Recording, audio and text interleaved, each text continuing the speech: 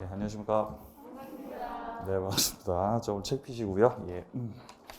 자, 26페이지 바로 보겠습니다. 자, 권리의 변동입니다. 자, 권리의 변동. 자, 권리 변동이에요. 자, 권리 변동. 자, 이를테면 이런 거예요. 자, 갑이 권리를 가지고 있다. 갑이 권리를 가지고 있었는데 갑이 가지고 있었던 권리가 넘어가는 거예요. 이렇게 넘어가요. 그럼 권리가 이렇게 이전되는 거죠. 이렇게. 이런 걸 권리의 변동이다라고 하는 것이에요. 자, 권리는 물권도 있고 채권도 있거든요. 자, 가령 갑이 어떤 부동산, 토지에 대해서 소유권을 가지고 있다면 소유권. 그러면 갑이 가지고 있는 소유권이라는 물권, 권리죠. 자, 이것이 이렇게 을한테 넘어가게 됩니다. 넘어가요, 이렇게. 넘어갑니다. 자, 그럼 일단 을 같은 경우는 소유권을 가지게 되는 거죠. 자, 매매를 하고 등기를 격려받음으로써 을은 소유권을 취득했다. 이런 걸 권리의 발생이라고 합니다.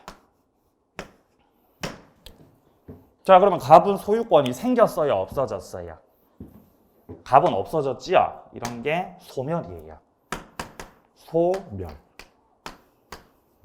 자, 그리고 소유자가 원래 갑이었는데 을로 바뀌었죠? 이런 걸 변경이라고 해요. 자, 그래서 권리 변동에서는 이렇게 세 가지가 나오는 것이죠. 발생과 변경과 소멸입니다. 자, 그래서 밑에 쪽에 보시면은 1번 보이세요? 권리에 뭐라고 돼 있어요? 발생 보이십니까? 발생. 이게 첫 번째. 자, 그다음에 이제 다음 페이지로 가보시면은 권리의 변경이 나오죠. 그죠? 뒤에 2번이 변경이고요.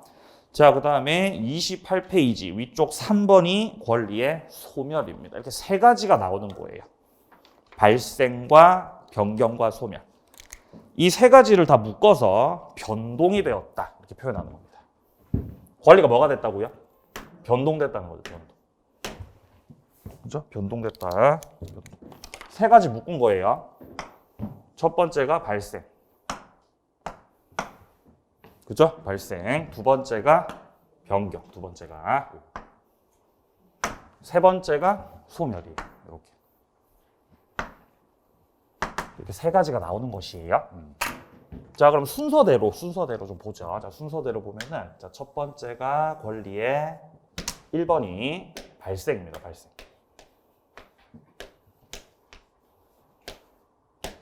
자, 발생을 가리켜서 다른 말로 취득이라고 또 해요. 취득. 권리가 취득이 되었어. 이렇게 취득. 자, 그리고 두 번째로 권리가 뭐가 됐다고요? 변경이 된다는 거죠. 그죠? 변경이 된다. 자, 그리고 세 번째로 권리가 소멸이 되는 거죠. 이렇게 세 가지죠, 그죠? 세 가지. 지금 천천히 하고 있습니다. 천천히. 자, 발생은 크게 두 가지예요. 원시 취득도 있고 순계 취득도 있거든요. 일단 먼저 원시 취득을 보게 되면은 양괄호 1번입니다. 지금 26페이지 보고 있습니다. 자, 원시 취득이라는 거는 원래 아무것도 없었는데 뭔가 권리가 새롭게 취득된 거.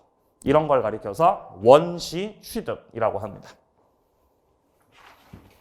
자, 그리고 한 장 넘기셔가지고 승계 취득을 보시면요. 승계 취득은 원래 있었던 걸 넘겨받는 거예요. 요게 승계 취득이에요.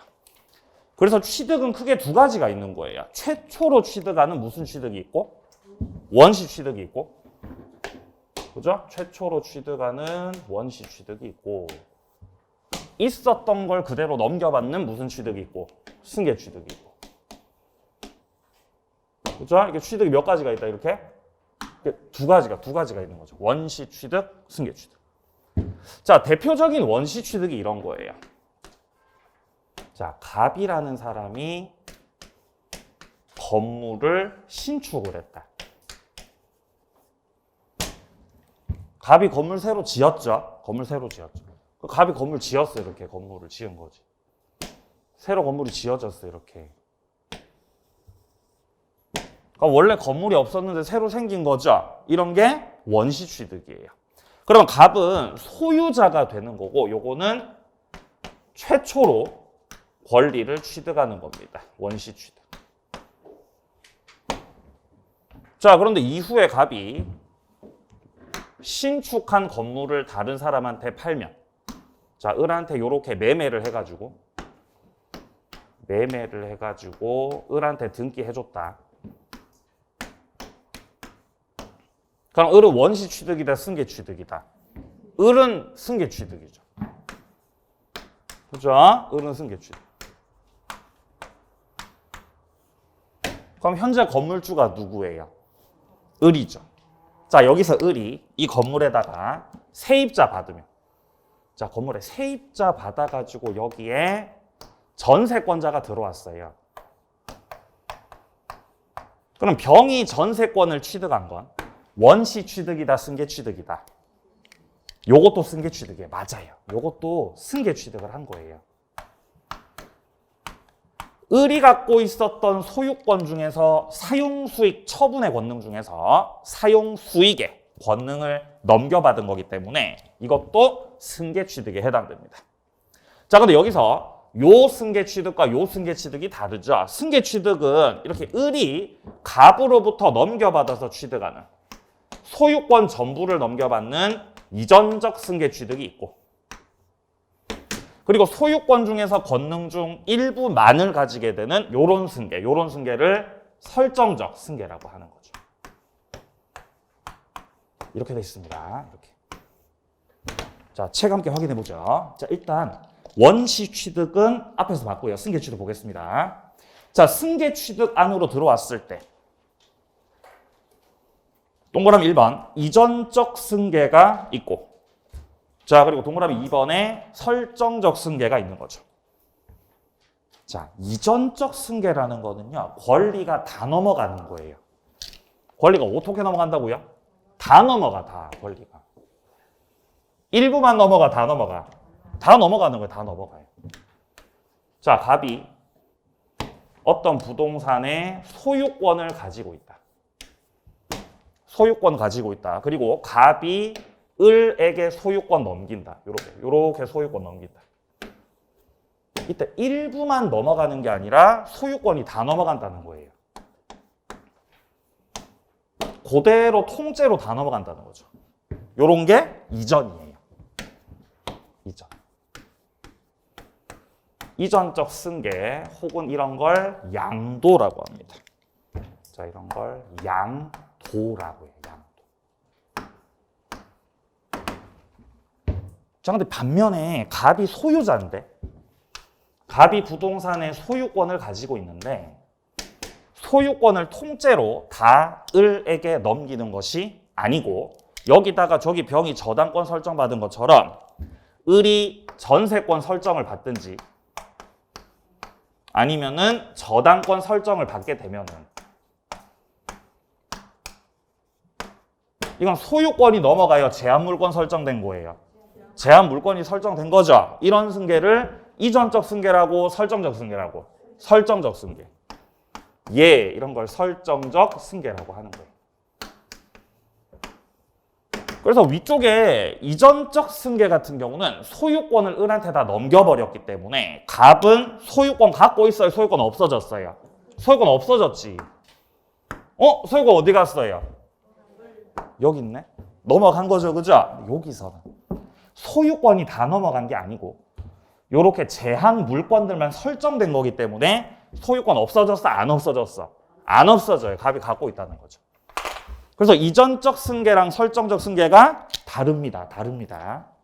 자, 근데 여기서 이전적 승계 속에 들어와 있을 때 밑에 쪽에 표가 나와 있는데요. 여기에는 특정 승계도 있고 포괄 승계도 있습니다.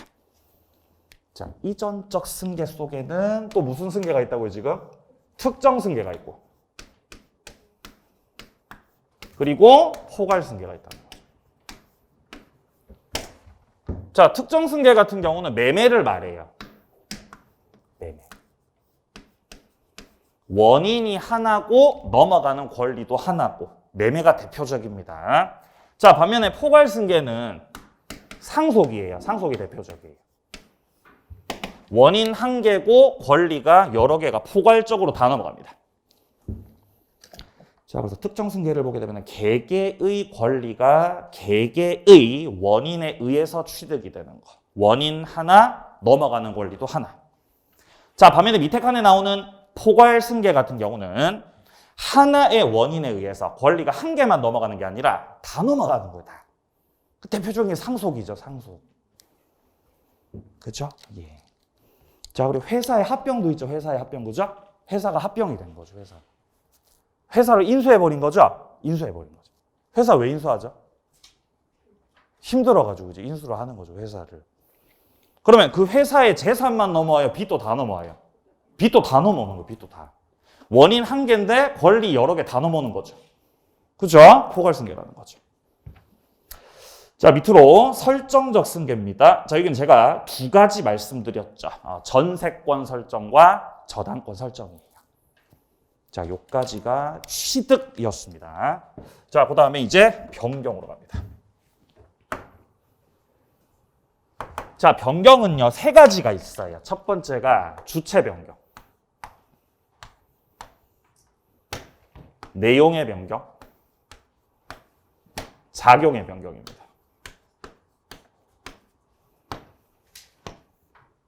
주체의 변경은 소유자가 바뀌었다는 거죠. 요거는 이전적 승계와 같아요. 무슨 승계요? 이전적 승계예요. 자, 그러니까 갑이 최초로 신축했던 건물을 을한테 넘겨줬잖아요. 그럼 이전적 승계가 되면서 소유자가 을로 바뀌죠. 건물주가 원래 갑이었는데 건물주가 을로 바뀌게 된 거예요. 그러면 주체가 바뀐 거죠, 주체가. 갑이었다가 을로 바뀌는 거죠. 요게 주체 변경입니다. 자, 그리고 내용의 변경. 여기는 양적인 변경도 있고 질적인 것도 있거든요. 여기서 질적 변경이 좀 중요합니다. 질적 변경은 별 1개 하겠습니다. 별 1개. 질적 변경 보이세요? 질적 변경. 자, 지금 27페이지 밑에 쪽입니다. 자, 지금 권리의 변경에서 첫 번째 주체 변경. 별로 안 어렵고 안 중요하고 이거는. 자, 양바로 이번에 내용의 변경에 들어가시면은 질적인 변경과 그리고 양적인 변경이 나눠져 있죠.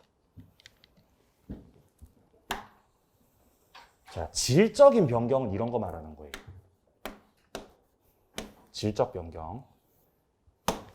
자, 예를 들어서 갑이요.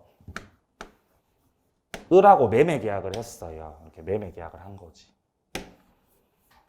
갑이 매도인이었어요. 자, 갑은 매도인으로서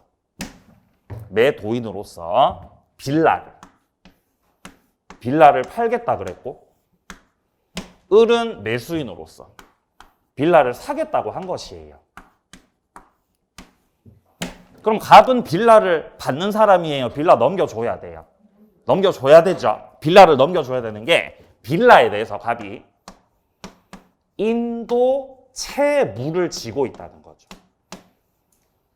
빌라 넘겨줘야 됩니다. 그럼 을은 빌라를 받을 권리가 있는 거죠. 그게 바로 빌라 넘기라고 인도 채권 혹은 청구권을 가지고 있는 거죠. 그래서 이 빌라를 기준으로 바라봤을 때 갑 쪽에서는 채무를 지고 있고 을 쪽에서는 권리를 가지고 있는 이런 상태입니다. 자, 근데 만약에 빌라가 부셔지면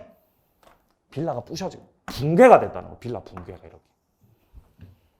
그럼 빌라가 붕괴됐으니까 갑이 빌라 넘겨줘, 못 넘겨줘?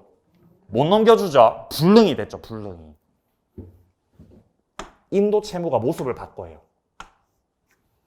이제는 빌라를 넘겨줄 수가 없기 때문에 그에 합당하게 손해를 배상해줘라. 손해를 배상해줘야 되는 채무로 의무의 모습이 바뀌게 됩니다. 요렇게. 이런 걸 질적인 변경이라 그래요.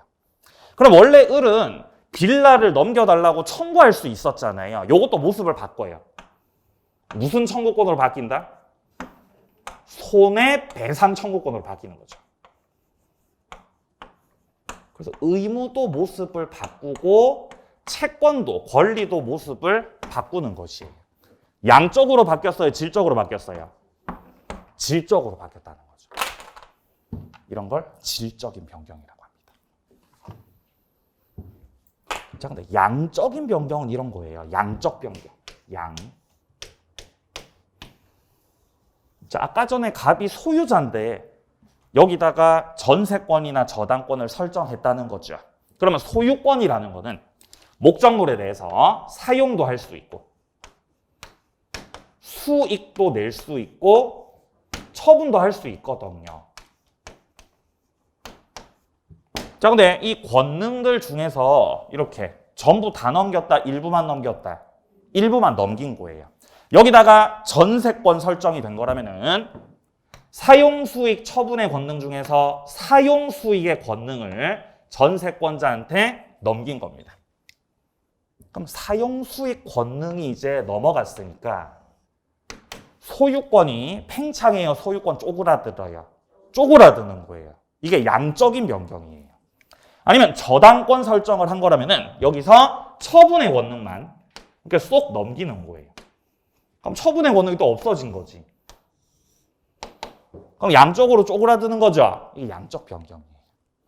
나중에 계약 기간이 끝나면 전세권과 저당권이 없어졌을 때 소멸했었던 사용수익 처분의 권능이 다시 돌아오게 됩니다. 다시 돌아오게 되면은 이 소유권이 다시 양적으로 팽창하게 되는 거죠. 자, 이런 식의 제한물권 설정에 따라서 축소되거나 팽창되는 이런 변경을 가리켜 양적인 변경이라고 하는 거죠. 자, 책에서 확인합니다. 자, 내용 변경입니다. 첫 번째, 질적 변경.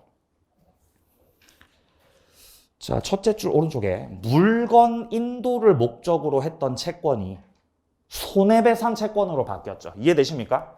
물건을 넘겨주기로, 물건을 넘겨달라고 청구할 수 있는 채권이 있었는데 그 채권이 이렇게 손해배상 청구권으로 바뀌었다는 거예요. 왜 바뀌었죠? 왜 바뀌었죠? 빌라가 붕괴돼서. 빌라가 붕괴됐죠? 붕괴돼 버린 거지, 붕괴.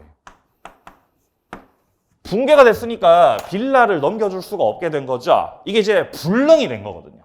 그러니까 바뀌는 거예요. 모습이 바뀌어요. 자, 그 다음에 동그라미 2번입니다. 양적인 변경입니다. 자, 요 같은 경우는 자, 둘째 줄 소유권 객체에 자, 제한물권이 설정되거나 제한물권이 소멸되는 거. 제한물권이 설정된다면은 소유권은 쪼그라듭니다. 축소되고요. 제한물권이 소멸하게 되면은 소유권은 다시 팽창하게 되는 거죠. 양적 변경. 자, 오른쪽 갑니다. 작용의 변경. 자, 변경 중에서 작용의 변경은요, 시험에 잘 안 나옵니다. 딱 한 번 나온 적이 있어, 한 번.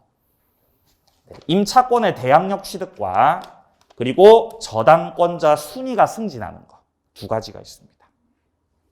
자, 내려갑니다. 권리의 소멸이에요. 자, 세 번째로 권리가 결국 소멸하게 된다는 거죠. 소멸합니다. 예를 들어 건물이 붕괴가 됐어요. 건물이 부셔져 버린 거지. 이러면 건물이 없어진 거죠? 그럼 그 건물의 권리도 없어져요. 넘어가서 없어져요? 완전히 없어져요? 완전히 없어진 거죠? 이런 걸 절대적 소멸이라고. 건물이 붕괴가 됐네? 절대적 소멸. 완전 망가져 버린 거지. 아까 전에 갑이 빌라를 넘겨주기로 했었잖아요. 근데 빌라가 붕괴가 된 거죠? 그럼 갑은 소유권 없어졌잖아요. 상대적 소멸, 절대적 소멸. 요게 이제 절대적으로 없어졌다는 겁니다. 지구상에서 없어졌다.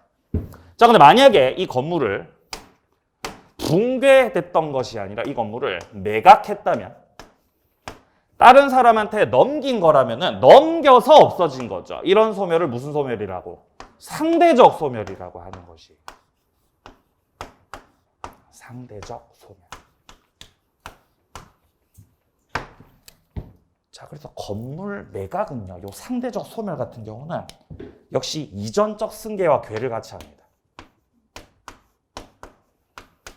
무슨 승계? 이전적 승계하고 궤를 같이 하는 거죠. 자, 생각해 보세요. 갑이 매매를 해가지고, 자, 갑이 매매를 해가지고 을한테 건물 넘겼죠. 그죠? 그럼 을이 취득하는 건 설정적 승계, 이전적 승계. 이전적 승계죠. 그리고 건물주가 갑에서 을로 바뀌었죠. 이런 걸 뭐라 그래요? 주체 변경이요. 주체 변경.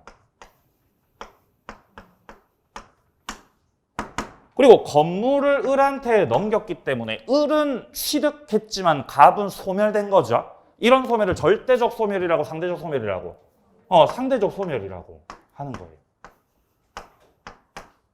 그러니까 결국 같은 선상에서 이해를 해볼 수 있습니다. 매매라고 하는 원인 때문에 매매라고 하는 원인 때문에 일단 권리가 을한테 이전이 되었고 건물주의 주체가 갑에서 을로 바뀌었고 갑은 소유권을 상실했기 때문에 상대적으로 소멸하게 된 거죠. 그러니까 누구의 입장에서 바라보느냐에 따라서 발생일 수도 있고 변경일 수도 있고 소멸일 수도 있는 거예요. 이해되세요? 요 정도가 이해되면 그냥 끝나는 겁니다. 여기는. 자, 그리고 이런 것들 다 묶어서 이런 것들 다 묶어서 다 싸잡아 묶어서 권리가 뭐가 됐다고? 변동됐다고. 이렇게 말할 수 있어요.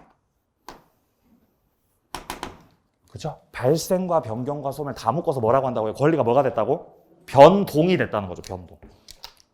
네? 그죠? 변경이 됐어요. 변동이 됐어요. 변동이에요. 변동 다 묶어가지고. 자, 좋습니다. 자, 이제 28페이지. 자, 밑에 쪽에 제 2절로 내려갑니다. 자, 2절로 내려가시면 권리 변동의 원인 해서 나와 있습니다. 자, 칠판 좀 닦고 설명드리겠습니다.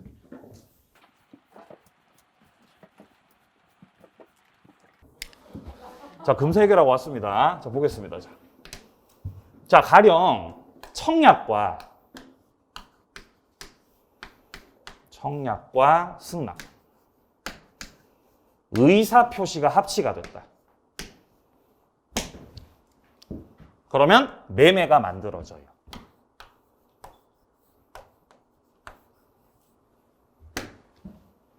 그리고 나서 매매가 만들어지고 나면은 채권이 발생하고 등기까지 넘겨주면은 물권이 발생하게 되는 것이죠. 권리 변동은 이렇게 이루어지는 겁니다. 자, 저 왼쪽에서 제가 초반에 썼던 거를 다시 말씀을 드리자면은, 자, 갑하고 을하고 뭔가 계약을 해가지고 소유권이 넘어갔다고 생각을 해보세요. 그러면 갑과 을이 매매를 하려면 그냥 돼요? 의사가 합치가 돼야 돼요? 의사 합치가 돼야 되겠죠? 그래서 갑이 청약을 하는 거예요. 을은 뭐를 하고요? 승낙을 하고요. 그래서 청약하고 승낙하고 합쳐지면은 계약이 되는 거죠. 매매 계약이 되는 거죠. 그게 요거예요. 이렇게 합쳐졌다, 매매가 됐다. 그럼 뭐가 생긴다고요? 채권이 생기고 물권이 생기는 거예요. 3단계입니다. 3단계. 잘 이해하셔야 돼요. 잘. 천천히 할게요. 천천히. 잘 이해하셔야 돼요. 천천히. 자, 갑이라는 사람이 통영의 통영 아파트 102동 1602호를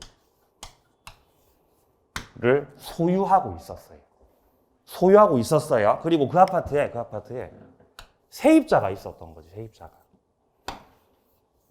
전세를 살고 있었던 거지, 을이 전세를. 그래서 전세 기간이 이제 끝나가요. 전세 기간이 끝나가는데 갑은 다주택자였던 거예요. 주택을 여러 채 가지고 있어요. 그럼 뭐가 문제죠? 집을 많이 가지고 있으면. 양도세 두드러 맞죠. 양도세 한 몇 프로까지 맞을 수 있죠? 네, 한 70 뭐 이렇게 맞아버리는 거죠. 그럼 어때요? 마음이. 환장하는 거죠. 환장하죠, 그죠? 양도세 70% 맞아보세요. 어떤지 기분이. 그러니까 갑은 현재 자기가 서울에 집이 있대요. 근데 그 서울 집값이 굉장히 많이 올랐기 때문에 거기서 만약에 양도세 70% 내가 맞는다. 그럼 도저히 이거 용납이 안 되는 거예요. 그러니까 이런 집을 빨리 뭐 해야 돼요? 빨리 처분해야 된다는 거예요. 이해되세요? 그럼 구구절절한 사연을 설명하면서 청약을 해오시더라고요. 제발 사가시라고, 제발. 네? 새벽 5시에 문자로 청약을 하시더라고요. 새벽 5시에. 네? 선생님, 나중에 KTX도 들어온다고 하니까 분명히 오를 겁니다. 사셔야 됩니다, 선생님. 제가 이렇게 팔려는 이유는 제가 다주택자이기 때문에 이 양도세가 너무 두려워서 빨리 처분을 해야 돼요. 빨리 사가세요. 이렇게 청약을 하시더라고요. 네? 선생님, 4억에 사가세요, 4억에. 4억에 사가세요. 제발요. 부탁드릴게요. 이렇게. 새벽 5시에. 그죠? 문자를 받았던 거죠. 근데 고민이 되는 거죠. 네? 고민되지 않겠어요? 뭔가 이렇게 거짓말 하는 게 아닌가 고민이 되고, 괜히. 그래서 제가 뭐라고 답장을 했냐면은,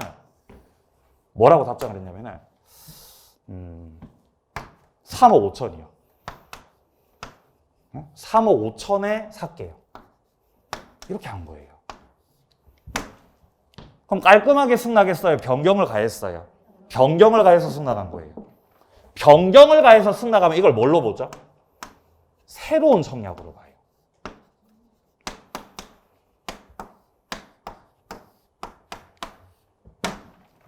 그냥 던져본 거였어요. 그냥 막 던져본 거. 너무 절실해 보이시니까. 그렇게 팔고 싶으세요? 그럼 3억 5천에 넘기자. 이렇게 그냥 던진 거죠. 이렇게.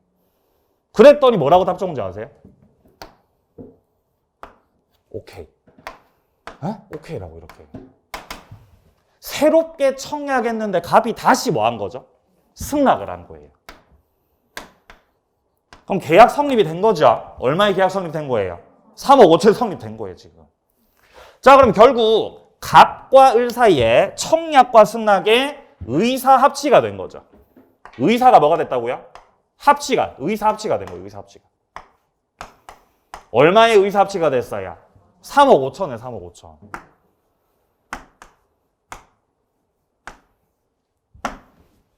그래서 뭐가 만들어졌어요? 매매가 만들어진 거예요. 이해하십니까? 매매가 만들어졌으니까 매매가 만들어짐에 따라서 일단 채권이 발생하게 되는 거예요. 자, 갑과 을 사이에서 지금 매매라는 계약이 성립했거든요, 지금. 자, 그럼 매매라는 계약이 성립하게 됨으로써 자, 갑 쪽에서는 매도인이고 매도인 측, 을 쪽에서는 매수인 측이죠. 이렇게 되는 거죠. 맞나요? 그러면 을 쪽에서는 어떤 채권이 생겨요?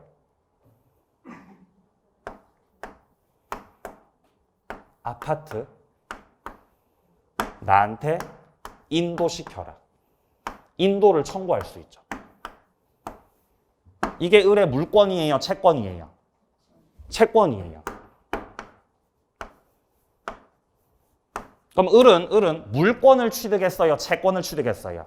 채권을 취득한 거지, 채권을. 이해하세요? 갑은 뭐를 취득했어요? 대금 청구권. 돈 달라고 할 수 있는 거죠. 이해하세요? 일단 매매가 성립한 거예요. 그랬더니 저 갑이 문자 또 와가지고 빨리 계약금을 보내라는 거예요. 계약금 당장 보내라고. 몇 시에? 5시에. 계약금 보내라고 빨리. 계약금 안 보내시면 딴 데 팔아버리겠다는 거예요. 그래서 제가 이렇게 하면서 보내야 되나? 보냈어요. 계약금 보냈어요. 그죠? 계약금 보냈어요. 이렇게. 그랬더니 빨리 잔금을 이제 또 달라는 거예요. 잔금을. 이미 전세금 들어와 있죠? 그러니까 잔금 내놓으라는 거예요. 잔금을 빨리 내놓으라고. 선생님 시간 좀 달라고. 대출 받아야 되니까. 네, 아무튼 뭐 난리를 쳤던 거죠. 그래서 결국 대출 받고 처리해가지고 잔금 주고 결국에는 이제 등기를 했겠죠. 소유권 이전 등기했겠죠. 그러면 채권이 생겼어, 물권이 생겼어. 이제 물권이 생기는 게 소유권을 취득하는, 결국에는 취득을 하는 거예요. 소유권. 그죠? 그럼 소유권을 취득했다는 거는 물권을 취득한 겁니다. 결국 채권을 취득했든 물권을 취득했든 큰 틀에서 보면은 권리가 변동이 된 거예요. 자, 채권이 취득됐든 물권이 취득됐든 결국에는 뭐가 변동된 거라고요? 권리가 변동된 거예요. 결국에는. 이렇게 됐다는 거죠. 네. 네. 그래서 샀어요. 집을 샀어요. 결국에는. 어떻게 된지 아세요? 어떻게 된지 아세요? 겁나 많이 올랐어요. 겁나 올랐어요. 갑자기 오르더라고요. 제가 사자마자 오르더라고요. 할렐루야. 에? 할렐루야입니다. 자, 그래서 자, 청약 승낙을 좀 더 큰 틀에서 법률 사실이라고 해요. 자, 법률 사실들. 청약과 승낙이라는 이런 법률 사실들이 모여서 자, 이것들이 모이게 되면은 매매라고 하는 법률 요건을 갖추게 되고 자, 이렇게 법률 요건이 갖춰짐으로써 채권도 생기고 물권도 생기고 대금 청구권도 생기고 소유권도 넘어간다. 이런 것들이 법률적인 효과가 생기는 거다. 이렇게 표현을 할 수가 있습니다. 이렇게. 네. 그리고 법률 효과가 생겼다라는 거는 권리가 변동됐다라는 것과 같은 말이에요. 이 두 가지가 같은 말입니다. 같은 말. 이렇게 3단계로 구성되어 있는 거예요. 3단계로. 그렇죠? 그 요건이 뭔가 원인이에요.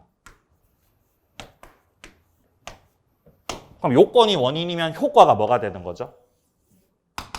결과가 되는 거예요. 그래서 법률 효과를 일으키기 위해서는 그 요건, 원인에 해당되는 법률 요건이 필요하다는 겁니다. 여기를 이제 우리가 들어가서 보는 거예요. 여기를 들어가서 만나는 거예요. 여기.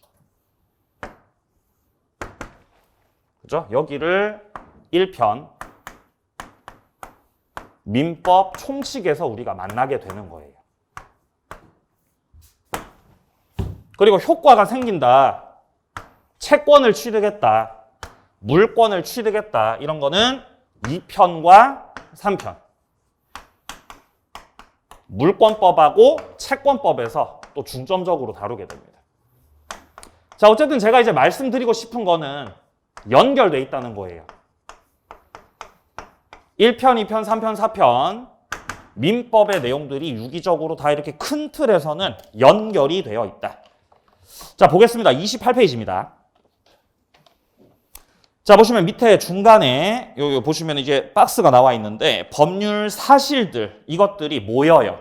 사실들이 뭐가 된다고요? 모여요. 모여서 뭐가 되죠?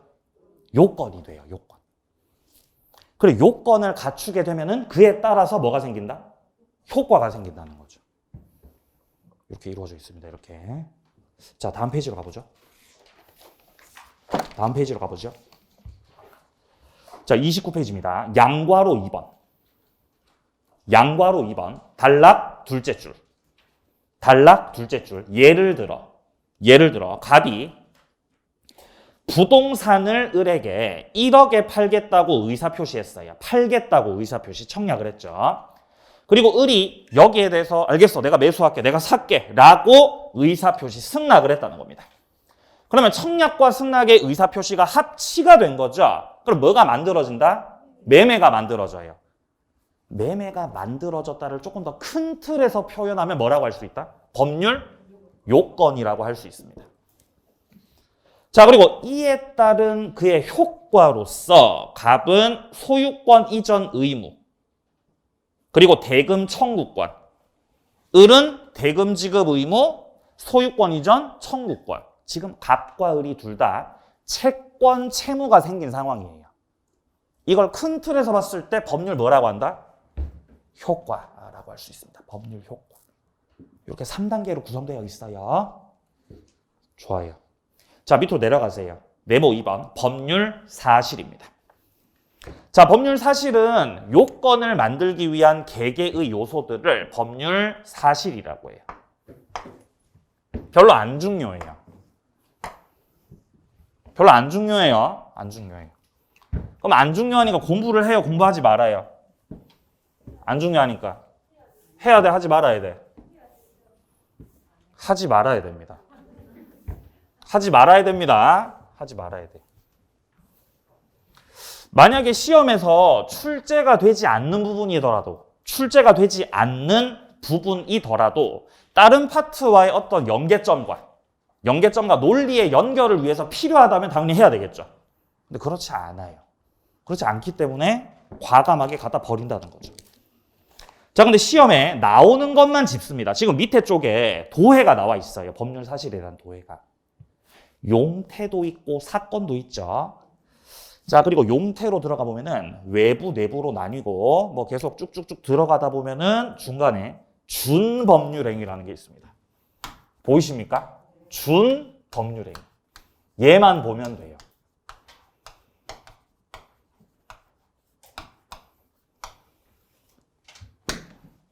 이것만 보시는 거예요. 나머지는 봐라고 보지 말라고. 보지 말라고요. 나머지는 보지 마세요. 얘만 보세요. 근데 왠지 봐야 될 것 같죠? 그죠? 버려야 돼요. 네? 버려야 돼요. 그 생각을 버리셔야 돼요. 생각을 바꾸셔야 돼요. 근데 왠지 버리라고 그러면 왠지 버리라고 한 걔만 왠지 더 봐야 될 것 같잖아요. 그러면 안 된다는 거예요. 버리셔야 돼요. 자, 준법률행위 첫 번째입니다. 준법률행위는 제가 정리한 것만 읽으세요. 법률행위에 준한다는 거죠. 법률행위에 준한다는 뜻이죠. 그럼 준법률행위는 법률행위라는 거다. 법률행위가 아니라는 거다. 법률행위가 아니라는 거예요. 자, 준법률행위는요. 법률행위가 아니다라는 뜻이에요. 법률행위가 아니다. 그래서 준법률행위라고 하는 거예요. 만약에 법률행위가 맞다면 뭐라고 했을까요? 법률행위라고 했겠죠. 이해하세요? 법률행위가 맞다면 그냥 법률행위야 라고 했을 거라고요.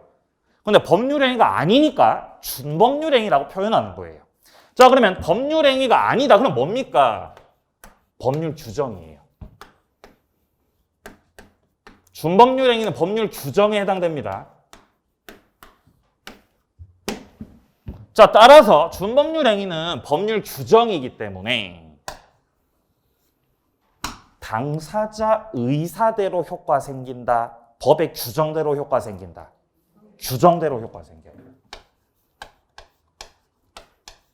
규정대로 효력 발생.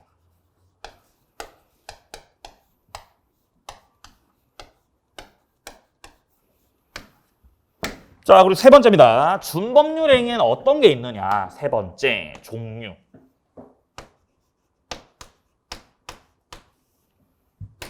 자, 준법률행위는 표현행위가 있고요. 비표현행위가 있는데 표현행위만 보시면 됩니다. 표현행위 중에서도 의사의 통지. 의사의 통지 중에서도 최고라고 하는 게 있습니다. 최고. 얘만 하시면 돼요. 최고만. 예, 최고. 최고가 최고 많이 나와요. 최고가 최고 많이 나와요. 그래서 최고예요. 최고. 근데 그 뜻이 아니에요. 최고는 뭔 뜻이죠? 독촉한다는 뜻이지. 최고는 독촉을 한다. 독촉을. 예, 독촉이라는 뜻입니다. 자, 책을 어디를 좀 피시냐면은 자, 30페이지 와보세요. 30페이지. 자, 30페이지 와보시면은 중간에 지금 표가 나와 있습니다. 자, 표를 보시면은 자, 위쪽에 표현행위가 있죠. 표현행위 안에서 보시면은 의사의 통지도 있고 관념의 통지도 있어요. 이것들의 공통점은 전부 다 뭐라는 거죠? 준법률행위라는 거예요. 지금 우리 어디 보고 있죠? 준법률행위를 보고 있는 거예요. 준법률행위들. 자, 근데 여기서 이 표현행위 안에 지금 의사통지, 관념의 통지가 있는데 이 둘은 통지하는 겁니다. 뭐 하는 거라고요? 통지하는 거예요. 통지. 의사의 통지는 뭐를 통지하는 거죠? 뭐를 통지하는 거? 의사를 통지하는 거죠. 맞나요? 의사가 뭐죠? 생각이에요. 의사는 생각을 말하는 거예요. 그러니까 의사의 통지라는 거는 생각을 통지해 주는 거예요. 생각을. 자, 근데 밑에 관념의 통지라고 돼 있죠? 관념의 통지를 다른 말로 사실의 통지라 그래요.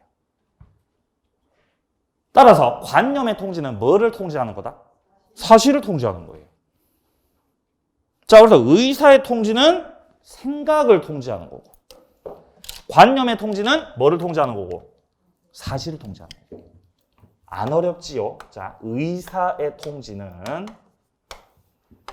통지하는데 뭐를 통지하는 겁니다? 생각을 통지하는 겁니다. 생각을.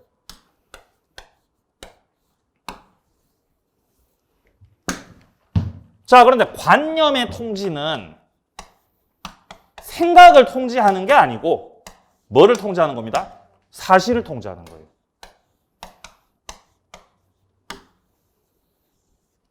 이렇게. 통지가 두 가지가 있다는 거죠.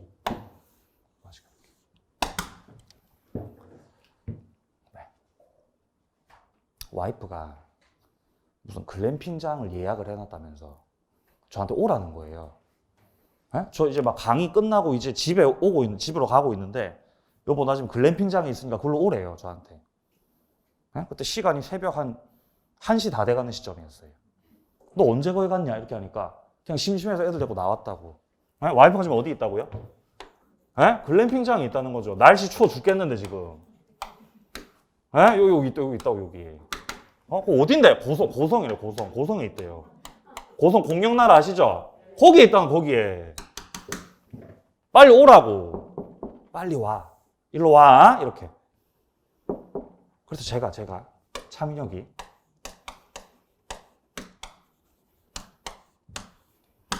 미안하다. 목요일에 오후까지 수업을 해야 돼가지고 좀 강의 연구를 좀 해야 되니까 자 강의 연구를 해야 되거든. 그래서 좀 늦을 것 같아. 늦을 것 같아. 내일 갈 수 있을 것 같아. 내일 갈게. 이렇게 내일 갈게. 내일 갈게라고 통지를 하는 거죠. 통지를. 이거 사실을 통지한 거예요? 생각을 통지한 거예요? 네? 네? 생각을 통지한 거, 사실을 통지한 거. 나는 오늘 갈 거다, 내일 갈 거다. 나 내일 갈 거야, 내일. 내일 갈 거죠, 그죠? 생각이에요. 생각을 통지한 거, 생각. 그래서 그 다음날 되니까 이제 계속 연락이 오는 거예요. 빨리 안 오냐고. 네? 전 도서관에 있었죠. 그죠? 그랬더니 아들한테 전화 와가지고 아빠 안 오냐고. 내일 갈 거다. 이렇게 얘기를 했죠. 그럼 아들이 아빠한테 내일 올 거라는데? 라는 걸 듣고 엄마한테 전해주겠죠. 아빠 오늘 올 거래, 내일 올 거래. 아빠 내일 올 거래. 아빠가 내일 올 거라는데? 라고 엄마한테 전해주겠죠. 그건 뭐를 통지하는 거예요? 그건 이제 사실을 통지하죠, 사실을. 그랬더니 전화 와가지고 빨리 와라. 빨리 와라.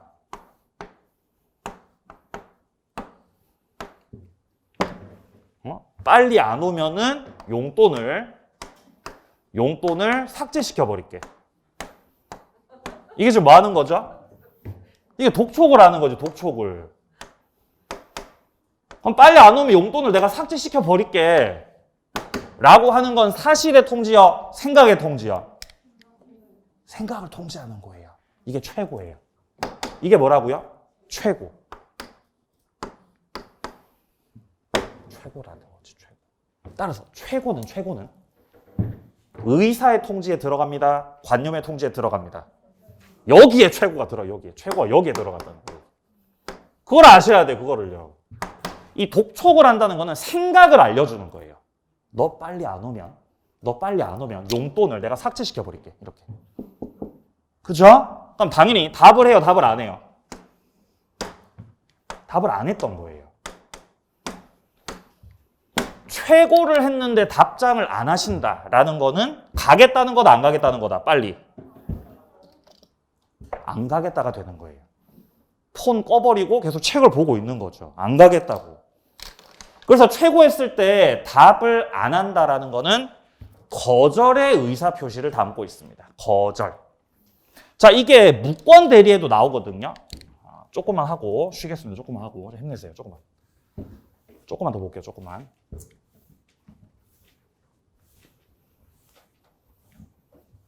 자, 가령 이런 거예요. 자, 갑이 땅을 가지고 있는데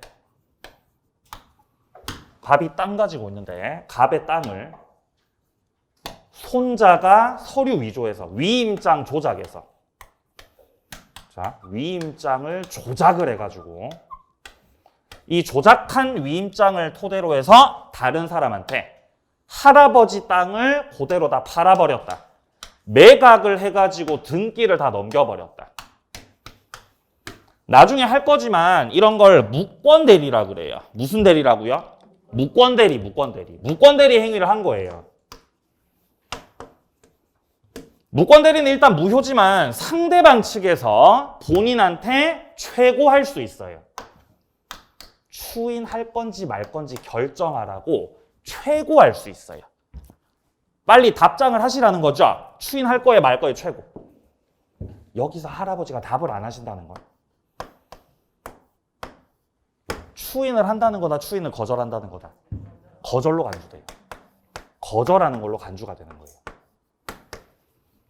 답을 하지 않았을 때 거절로 간주시키는 거는 당사자 의사가 그런 거예요, 법이 그런 거예요?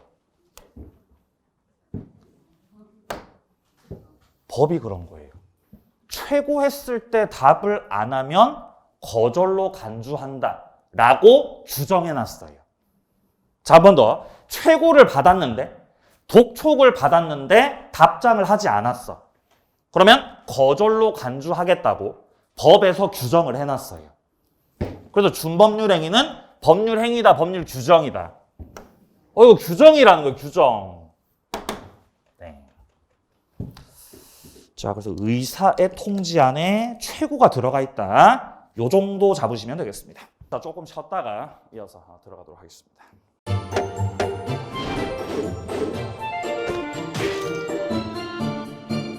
안녕하세요. 공인중개사 민법을 강의하고 있는 양민입니다. 자, 제가 준비한 거는 공인중개사 자료를 쉽게 다운받는 꿀팁을 준비해 보았습니다. 자, 공인중개사를 공부하다 보면 방대한 양의 자료를 접하게 됩니다. 하지만 그것을 일일이 다 출력을 하시거나 보관을 하는 데는 불편함이 따르죠. 이를 해소하기 위해서 핸드폰을 쉽게 활용할 수 있는 꿀팁을 준비했습니다. 네이버 밴드라는 어플을 통해 필요한 자료들을 보거나 다운받을 수 있습니다. 이 네이버 밴드를 활용하는 방법을 하나씩 알려드리도록 하겠습니다. 1단계, 네이버 밴드라는 어플을 다운받습니다. 가장 먼저 안드로이드 버전은 플레이 스토어를 클릭하시면 되겠습니다. 아이폰은 앱스토어에서 하시면 됩니다. 그 다음 검색창에 네이버 밴드를 검색하시고 다운 혹은 설치를 클릭하시면 되겠습니다. 이렇게요. 2단계, 밴드 어플에서 공수모를 검색해 주시면 되겠습니다. 밴드 어플을 누르시면 위쪽 상단에 보시는 것처럼 돋보기 모양의 아이콘이 보입니다. 이 돋보기 부분을 클릭하시게 되면 맨 위쪽에 하얀 공백의 검색창이 생기는데요.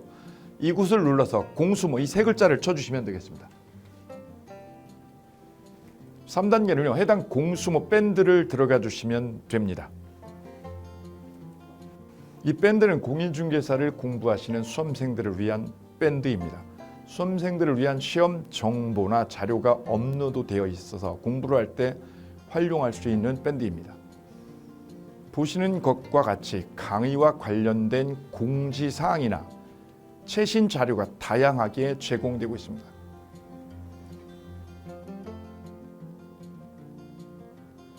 4단계 또 다른 꿀팁 모바일 일일 학습법에 대해서 소개드릴까 합니다. 이제 핸드폰으로 짬 시간을 활용하셔서 공부하는 학습법을 알려드리도록 하겠습니다. 자료 페이지에서 뒤로 가기를 누르시면 처음 보셨던 페이지가 뜹니다. 여기서 내려가 보세요. 모바일 일일 학습이란 코너가 보입니다. 이 부분을 누르게 되면요, 매일 한 개씩 핵심 부분이라고 할 수 있는 문제가 업로드되어 있고요. 더 아래로 쭉 내려가시면 정답과 해설 부분을 볼 수가 있습니다. 맨 아랫부분을 보시면 이렇게 댓글 쓰기도 남길 수 있으시죠. 스마일 부분을 눌러 좋아요로 표시할 수도 있습니다. 짬을 내어 스스로 학습한 뒤 모르는 부분을 질문할 수도 있고 하루 동안 공부했던 것을 정리하시거나 공부한 소감을 적어 놓으실 수도 있습니다.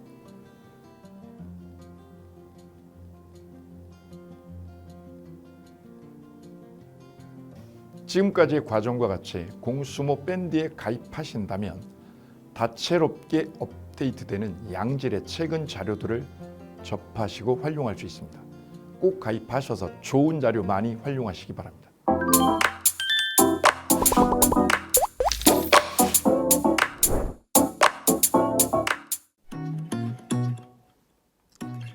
자, 안녕하십니까. 자, 이번에는 부동산 실무 일반인들이 어떤 도움을 받기 위한 관련된 밴드에 대해서 소개를 시켜드릴 건데요. 일단은 검색창에다가 365 부스라고 치시면 돼요.